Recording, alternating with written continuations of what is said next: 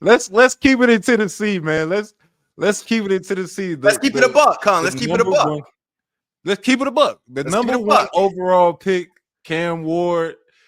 Like I said, it's rough over there in Tennessee. They are 0-4. Yeah, they're not doing very well, and Cam Ward kept it a buck. Yeah, let's see what pull he up had that to clip, say. see what he said about it. Let's see what he. I mean, we keeping a buck right now. We ass, so we 0-4. We have this one. We got nothing to lose. We dropped a quarter of our games, and we've yet to do anything. So we have to lock in. Let's keep it a buck. Man, we ass. We didn't drop the quarter of our effing games.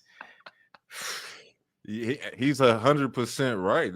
They are pretty bad. Look, but number one pick. Look, I love Cam Ward's honesty. Like I love that. Like, you know what I'm saying? Like, don't come up here and give me no cliche answer about, oh, you know, we got to go back to the drawing board. We got to. Right. I love that.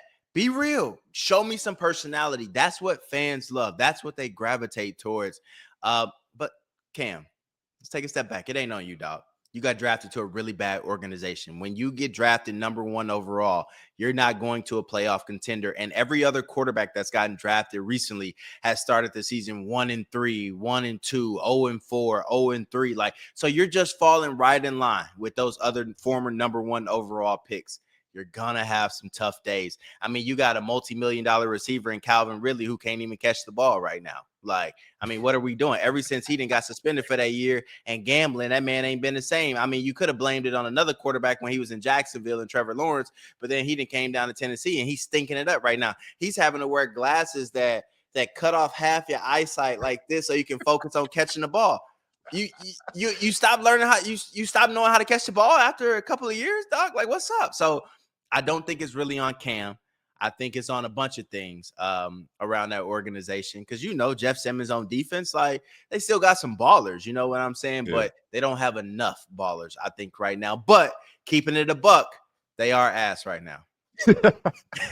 Hey, look, Cam doing exactly what he's supposed to be doing. He is a ultimate competitor and eats, sleeps, drinks, all that football. So when he says it's on me, that's exactly what you want your number one quarterback to say. You want him to put it on his shoulders. You want him to inspire his team, because he didn't just say me. He definitely ran down what he did wrong. He said we. And he went on in that interview, talk about special teams, defense, all three phases of the team. He was like, we all need to do better. He's like, and it begins with me, the quarterback. So I love his accountability. That's what I'm saying. Take a step back, Cam. It ain't all on you, dog. It's a team thing. It's a roster thing. Like, you know, it's much more than just a Cam thing. But I love his self-accountability and saying that I'm the number one pick. I'm the franchise quarterback. I need to be better. It all starts with me.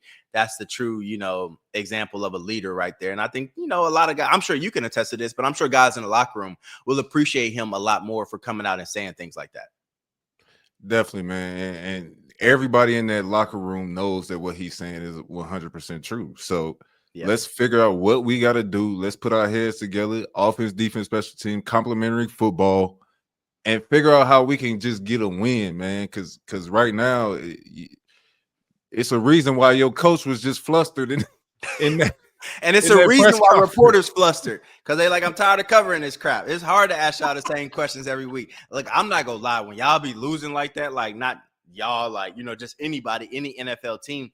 Do you know how hard it is to come in there and ask y'all the same questions every week, but rephrase them and try and get somebody y'all when we know y'all don't want to talk? That's the worst locker room to go into. It's like, all right, what we gonna ask them today? Why y'all lose today? How y'all lose today? Well, we know it's the same thing that was last week. The offensive line sucked. The defense can't hold water. It's like, all right, but how do we phrase this week to give our viewers and our listeners something new? And so it's like, while it's frustrating for y'all, it's extremely frustrating for us too. And I think that's why I tell everybody, when teams win, it makes my job better. It makes my job easier, because those guys want to talk more. They're willing to talk about anything, compared to when they lose. It's like, here we go.